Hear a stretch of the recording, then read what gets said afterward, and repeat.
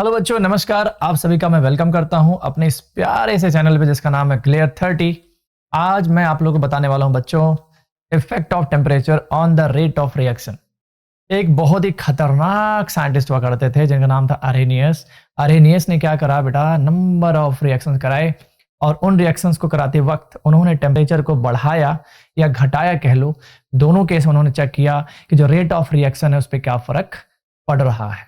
ठीक है, तो उन्होंने क्या नोटिस किया कि जब टेम्परेचर उन्होंने बढ़ाया और टेम्परेचर बढ़ाने के साथ साथ जब उन्होंने देखा कि जो रेट ऑफ रिएक्शन आ रहा है उसमें उन्होंने देखा लमसम 2 से 2.5 गुने का इंक्रीमेंट आ रहा था।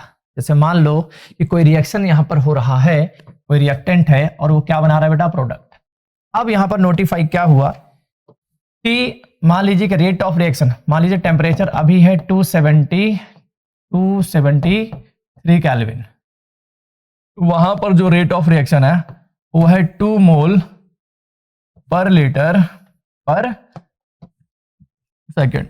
लेकिन जैसे उन्होंने क्या करा बेटा, टेम्परेचर को बढ़ाया कितना, 10 डिग्री। 10 डिग्री का मतलब क्या है, 283 केल्विन। लमसम ये बढ़ गया, कहा जाए अगर तो 4 मोल पर लीटर पर सेकेंड के आसपास। Just double. तो आप समझ सकते हैं मैं आपको क्या समझाना चाह रहा हूं। यानी कि जब वो रिएक्शन उन्होंने देखा कि जब रिएक्शन चल रहा था तो उन्होंने टेम्परेचर बढ़ाया, एवरी 10 डिग्री सेल्सियस पे क्या हो रहा था कि rate of reaction just double हो रहा था। तो यहां पर हम क्या लिखने वाले बच्चों, जल्दी बताओ, है ना। यहां लिख लेंगे पहला पॉइंट, तो पहली बात यहां लिखो, effect of temperature on rate of reaction. ठीक है, तो चलो यहां लिखते हैं बेटा पहला पॉइंट, लिखेंगे क्या, most of the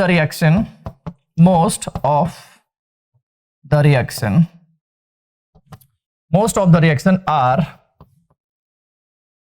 accelerated by increasing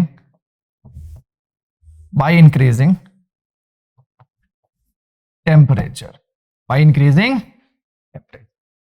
क्या यहां तक मैं आपको समझा पाया? तो सिंपल सी बात है। अब आप इसके पीछे एक लॉजिक पूछोगे तो मैं वो भी आपको बताऊंगा, ये ऑब्वियस सी बात है बेटा, नहीं बताऊंगा तो कहां जाऊंगा यार, है ना।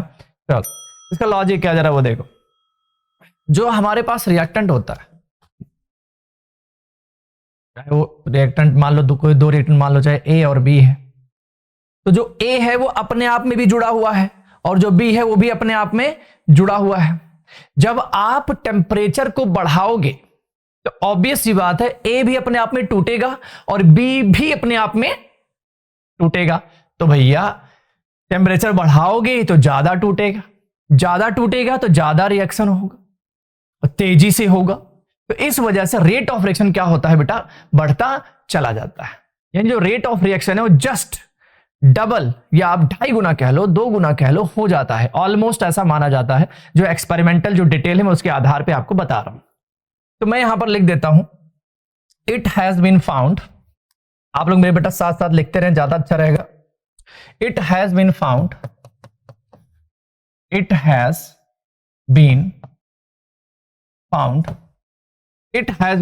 that for a chemical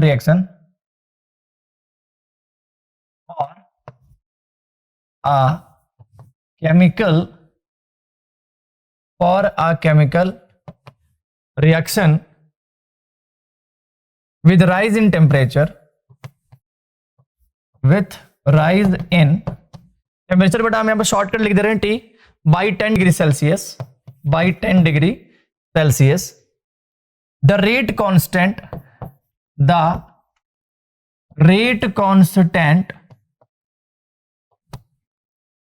is almost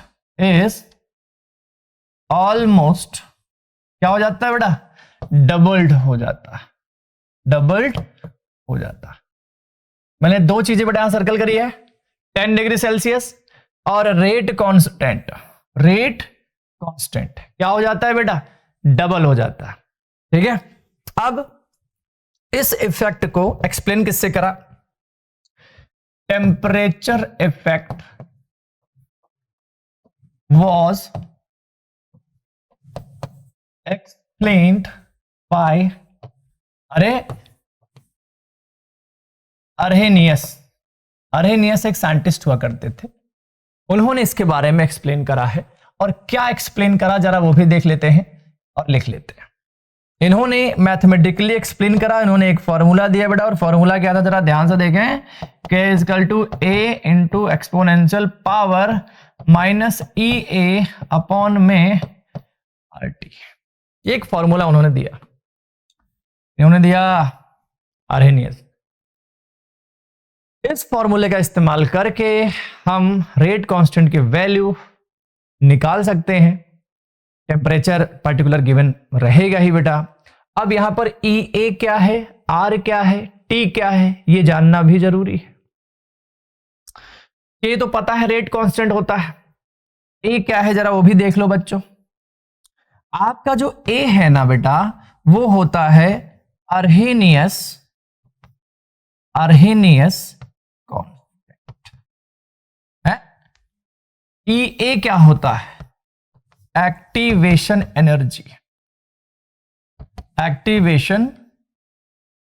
energy ये होता है। आर क्या होता है, यूनिवर्सल गैस कांस्टेंट। इसकी वैल्यू क्या होती है बेटा, जूल में अगर मैं लिखना चाहूं तो 8.314 जूल पर मोल पर केल्विन। ठीक है। अच्छा, इसकी एक और वैल्यू होती है बेटा, याद रखना। ये तो आपका जूल पर मोल पर केल्विन में तो आ ही गया है। एक और यूनिट होता है बेटा, याद रखना, वो होता है 0.082 लीटर एटीएम पर मोल पर केल्विन। तो बेटा हमारे पास यहां पर दो वैल्यू है, जरा ध्यान से देखें। एक ये वाला बेटा वैल्यू और एक ये वाला। तो मैं क्यों बोल रहा हूं इन बातों को, क्योंकि आगे चलकर बच्चों इस फॉर्मूले में ये वैल्यूज आपको पुट करने पड़ेंगे। 8.34 रट्टा मान लो, टेम्परेचर क्वेश्चन में गिवन होगा। एक्टिवेशन एनर्जी दे दिया, बल्ले बल्ले। नहीं दिया, ए की वैल्यू दिया होगा, के की वैल्यू गिवन होगा, ई ए पूछ लेगा, ई ए गिवन होगा। ठीक है, तो आपसे कुछ और पूछ लेगा, के पूछ सकता है, ए पूछ सकता है, मर्जी भाई। आपको फॉर्मूला मिल गया ना, मौज काटो ना फिर। है क्वेश्चन कराऊंगा मैं, ऐसा नहीं, टेंशन मत लो। एक क्वेश्चन करा के मैं जाएगा, इधर से समझा के जाऊंगा बढ़िया से। ठीक है, बने रहो। अब देखो यहां पे, अगर मैं इस फॉर्मूले को देखूं, k is equal to A E minus E A upon में आर टी। तो अगर मैं दोनों तरफ ले लेता हूं लॉग, अगर मैं लॉग ले लूं यहां पर बच्चों, क्या होने वाला है जरा देखें। Taking log both side, taking log both, अगर मैं दोनों तरफ बेटा लॉग ले लेता हूं, क्या हो जाएगा ये बताओ। तो बेटा अगर मैं लॉग लेता हूं, ये हो जाएगा लॉग के लॉग ए। अब यहां पर जरा ध्यान देखना बेटा, ये मल्टीप्लाई में है, याद है कि नहीं आप लोगों को, पता नहीं भैया, लेकिन अगर नहीं याद है रट्टा मान लो। Log A into B always equal to log A plus log B. बोलो ये बात समझ में आता है? अच्छा, अब क्या है यहां पर, लॉग, अगर कोई चीज पावर में है, सपोज दैट लॉग 10 की पावर n, क्या होगा बताओ, n इंटू लॉग 10। लॉग 10 की वैल्यू क्या होती है, 1 होती है। कुछ रूल्स होते हैं बेटा, ये आपको रट्टे मारने पड़ेंगे, आपको समझने पड़ेंगे। सेट ऑफ रूल्स होते हैं, ये मैथमेटिकल टूल होते हैं, आप यूं कह लो। ठीक है, क्योंकि ये चीज तुम्हें याद रहेगा बेटा, ये हलवा हो जाएगा। ठीक है, चलो हलवा बनाते हैं। अरे असली वाला नहीं रे बाबा, हाँ पता है आप लोग बहुत हलवा खाते हैं। क्या करो, गाजर का हलवा ज्यादा पसंद है? ऐसे नाम मत लो भाई इस टाइम पे। लॉग ए आ गया बेटा यहाँ पे। अब ये प्लस में आ जाएगा बेटा, आपका क्या आ जाएगा बताओ, अब जैसे ही तुम बेटा log e यहां से लेने जाओगे, माइनस ई ए अपॉन में आर टी नीचे आ जाएगा माइनस के साथ, ये हो जाएगा माइनस ई ए अपॉन में आर टी लॉग बेस में ई हो। यहां पर भी बेटा लॉग बेस में ई है और यहां पर भी लॉग बेस में ई है। तो जरा ध्यान से देखना मेरी बात जो मैं आपको बताने जा रहा हूं। ये जो लॉग ई का कॉन्सेप्ट है, बहुत बच्चे यहां पर कंफ्यूज होते हैं। जरा मैं लिख देता हूं यहां पे लॉग ई या कह लो L N, this is called natural log. कह दो ये बात समझ में आई? ये नेचुरल लॉग है बेटा। और जब मैं इस लॉग बेस ई को कन्वर्ट करता हूं 2.303 लॉग बेस में 10 के साथ, ठीक है, ये तुम्हारा आ जाएगा यहां पे 2.303 लॉग 10। और इस वैल्यू को आप इस्तेमाल कर सकते हो आगे चल के। कैसे, जरा देखो ध्यान से। अब यहां पर लॉग ई है, सपोज दैट मैं चाहता हूं यहां log 10 आ जाए। क्यों चाहता हूं मैं? क्योंकि हमारा कैलकुलेशन क्या हो जाए बेटा, आसान हो जाए। अब आसान कैलकुलेशन कैसे बन सकता है? क्यों? जहां पर आपको वैल्यू गिवन हो, जैसे आपको देखा जाए केमिस्ट्री की बुक में आप देखेंगे लास्ट में, तो वहां पर टेबल गिवन है, आया ना?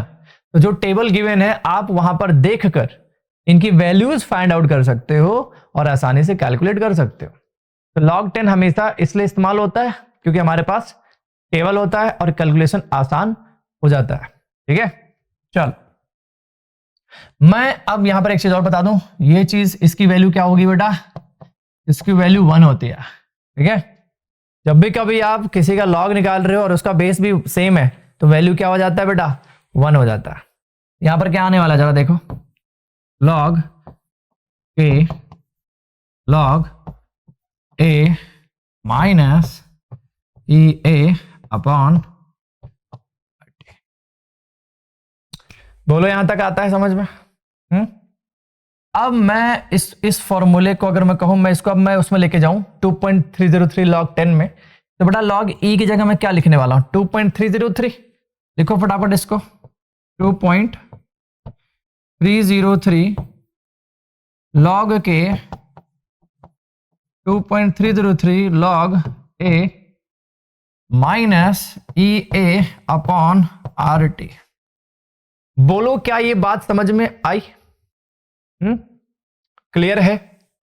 अब देखो आगे, अगर मैं 2.303 से इसको क्या करूं बेटा, सबको डिवाइड कर देता हूं, तो क्या आ जाएगा?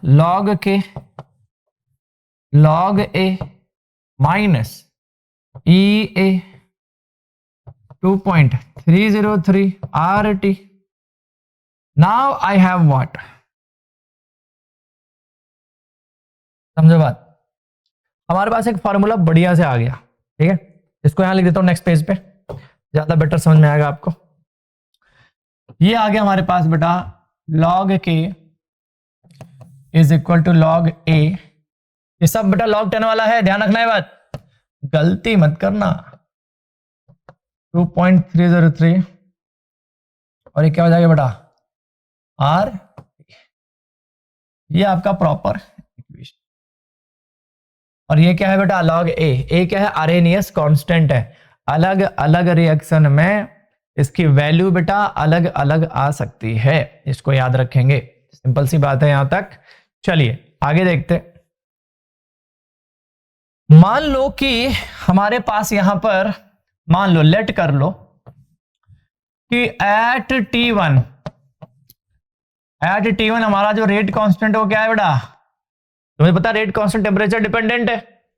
अब मैं जैसे ही क्या करूंगा बेटा, टेम्परेचर में फेरबदल करूंगा, चेंजेस करूंगा, तो हमारा के भी तो चेंज हो जाएगा यार, नहीं होगा? होगा या नहीं होगा ना? तो मैं क्या करूंगा बेटा यहां पर, तो मैं T2 के लिए क्या लिखूंगा बताओ? K2 लिखूंगा। सिंपल सी बात है। तो इक्वेशन भी अलग अलग हो जाएगी बेटा K1 K2 की, होगी या नहीं? चलो करके देखते हैं। तो K1 के हिसाब से यहां पर जो इक्वेशन आएगा बच्चे, मैं क्या लिख सकता हूं जरा बताओ मुझे? log K1 is equal to log A minus E A upon 2.303 R T. ठीक है, फिर यहां पर log K2 is equal to, अच्छा टेम्परेचर T1 था बेटा, ध्यान रखना क्या मैंने T1 लिख दिया है क्योंकि K1 T1 पे है और तुम्हारा ये जो पोर्शन है EA अपॉन में 2.303 RT2 ये भी यहां पे है। तो बोलो क्या मैं ये चीज आपको समझा पाया? भाई K2 पे यार ऑब्वियस बात है T2 आएगा और K1 पे T1 आएगा, क्या ही टेंशन है इसमें? भाई रेट कांस्टेंट चेंज ही होगा, टेम्परेचर बदलेगा तो चेंज होगा। तो हमारे पास यहाँ बेटा कितने इक्वेशन है ये बताओ? 2 इक्वेशन है कि नहीं है? एक तो बेटा ये पहला और ये बेटा दूसरा। अगर मैं तुमसे ये कहूं है ना, on subtracting first equation by second equation, मान लो on subtracting first equation by second equation, क्या लिखोगे बताओ? भाई log K2 minus log K1, ओए हाँ या ना? बोलो समझ में आता है? log K2 minus log K1। अब जो वैल्यू उधर है log K2 के आगे वो हम पहले लिखेंगे, अब उसमें से उसको माइनस कर दो बेटा, क्या आ जाएगा सोचो? log A minus EA upon 2.303 RT2 minus log A minus EA upon 2.303 RT1। बोलो क्या ये बातें समझ में आई? यहां तक कोई डाउट तो नहीं है? जब ये ब्रैकेट खुलेगा बच्चे तो एक बार को दिमाग लगाओ क्या कटने की संभावना है? क्या ये कट जाएगा ब्रैकेट खुलने पे और ये पूरा का पूरा पोर्शन क्या हो जाएगा? प्लस हो जाएगा। ये तो प्लस हो गया ना भाई, T1 वाला ये पूरा पोर्शन क्या हो जाएगा? माइनस से माइनस क्या हो जाएगा? प्लस। तो अब एक जो नया फॉर्मूला बनना चाहिए वो कैसा बनने वाला जरा देखो यहां पे, मैं बेटा फिर से लिख रहा हूं log K2 minus log K1, क्या लिख सकते हो जल्दी बताओ? log K2 by K1। अरे भाई अगर मैं फॉर्मूला को फॉलो करूं तो ये वैल्यू क्या हो जाएगी बच्चे? log K2 अपॉन में K1 होगा कि नहीं होगा? सिंपल सी बात है होगा। यहां लिख लो बेटा इसे, हमारे पास जो फॉर्मूला आया है log K2 अपॉन में K1, ऑब्वियस सी बात है। जरा पीछे आओ बेटा यहां पे, अब ये वाला पोर्शन तुम्हारा प्लस में हो गया है, बोलो समझ में आया? तो भैया इसको लिखेंगे पहले जो माइनस में बेटा उसको लिख लो बाद में, जो कॉमन है उसको बाहर निकाल लो। है क्या लिखोगे बताओ? EA अपॉन 2.303 R, यहां पे क्या आ जाएगा बेटा? 1 अपॉन में T1 माइनस 1 अपॉन में। तो कह दो बेटा ये बातें समझ में आई आज? Is it clear? पूरी उम्मीद है आपको जरूर क्लियर हुआ होगा बेटा। अब मैं सोच रहा हूं बच्चों कुछ क्वेश्चन वगैरह अटेम्प्ट कर ले, क्या बोलते हो भाई लोग? नहीं क्या करो, क्वेश्चन के ही नंबर आते हैं सर, वही करवा दो, ऐसा कुछ? चलो इसके मैं क्वेश्चन निकालता हूं, इसका क्वेश्चन अटेम्प्ट करते हैं एक अच्छा सा, जहां से आपको थोड़ा सा ज्ञानवर्धन हो कि भाई ऐसे अगर क्वेश्चन आते हैं तो कैसे किया जाए। चलो नाउ सी हियर, एनसीईआरटी का बेटा एक क्वेश्चन है, एग्जाम्पल में देखें जरा। The rate constant of a reaction at 500 kelvin, बेटा मैं यहां लिख देता हूं ये question, the rate constant of a reaction, ठीक है बेटा, eight 500 kelvin and 700 Kelvin are 0.02 second inverse and 0.07 second inverse respectively. Calculate calculate E A and A. देखा बेटा क्या पूछ लिया, मैं क्या कह रहा था उस फॉर्मूले में से, उस फॉर्मूले में से आपको कोई भी 2-3 वैल्यू दे देगा और आपसे या तो ई ए पूछ लेगा ए पूछ लेगा, वही हुआ फाइनली। अब इस क्वेश्चन में बच्चे करें तो करेंगे, दिमाग लगाओ जरा, यहां पे दिया क्या है पहले तो वो लिख लो बेटा चुपचाप। क्या दिया हो तुम बताओ, मुझे बताने की जरूरत नहीं, तुम खुद समझदार हो, इतना मैंने आपको पढ़ा दिया है बेटा इस वीडियो में कि आपको मालूम है क्या करना है। यहां पे the rate constant of reaction at a 500 kelvin and 700 kelvin is given. This is what, rate constant किस पे है ये बेटा, 500 पे है। 700 पे क्या गिवन है, ये गिवन है।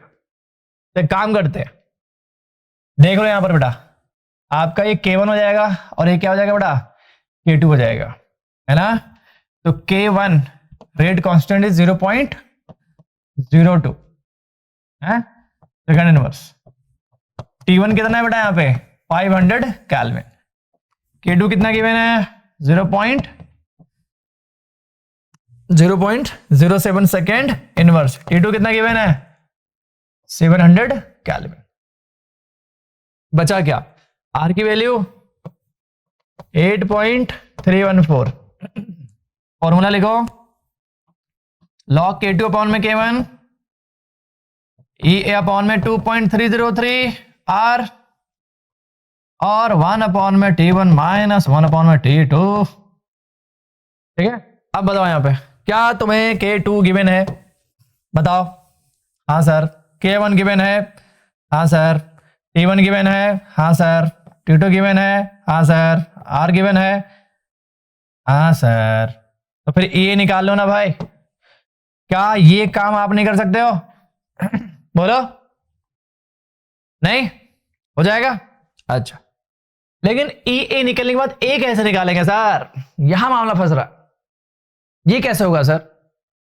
ध्यान से देखो, यहां पर एक इक्वेशन मैंने आपको बताया हुआ था, क्या, log K equal to log A minus EA upon में 2.303 RT। यहां से बड़ा आप log A निकाल सकते हो, कैसे, क्योंकि EA की वैल्यू पता है।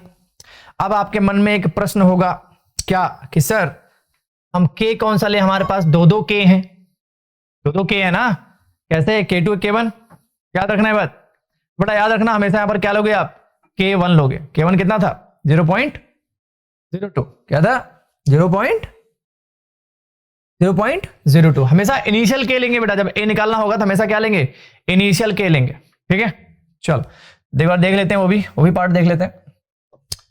तो यहां पर अगर मैं आपसे कहूं, थोड़ा मिटा देते हैं बेटा, अब अगर EA आ गया है, अब इस फॉर्मूले से EA आ चुका है, तो अब हम क्या लिखने वाले हैं बेटा, यहां पे log K equal to log A minus EA upon 2.303 RT। ठीक है, अब यहां पर समस्या ये है बच्चों में जो कंफ्यूजन जनरली जो आता है, अब यहां पर टेम्परेचर कौन सा लें सर, टेम्परेचर कौन सा लें और K कौन सा लें। तो बेटा जब K हमारा इनिशियल है तो टेम्परेचर भी तो इनिशियल होगा, नहीं समझे, टेम्परेचर भी क्या लोगे बेटा 500 केल्विन। ये तुम्हारा आ जाएगा यहां पर, ये आ जाएगा T यहां पर। R की वैल्यू बेटा कितनी है 8.314। EA आपने प्रीवियस इक्वेशन से निकाल ही लिया था, कैलकुलेटेड, बताओ कर लोगे, आ जाएगा बेटा। यहां से log A की वैल्यू आएगी, log A की जो वैल्यू आएगी बेटा उसको एंटी लॉग करके आप इसको फाइंड आउट कर सकते। ठीक है, आप लोगों को कितने बच्चे ऐसे जिनको लॉग टेबल देखना नहीं आता, हाँ, जो अभी भी पबजी में फंसे हुए, जो कि बहुत पुराना और आउटडेटेड हो चुका है।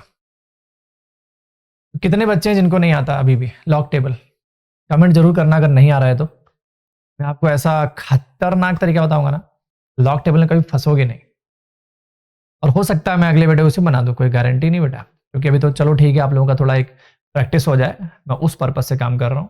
लेकिन आने वाले टाइम में आपको बता दूं, यहाँ बहुत कुछ आपको लास्ट देखने को मिलेगा। ठीक है, और बहुत सारी चीजें आपको बताऊंगा मैं। मिलते हैं आपसे अगले वीडियो में, तब तक के लिए बच्चों नमस्कार, टेक केयर यू ऑल।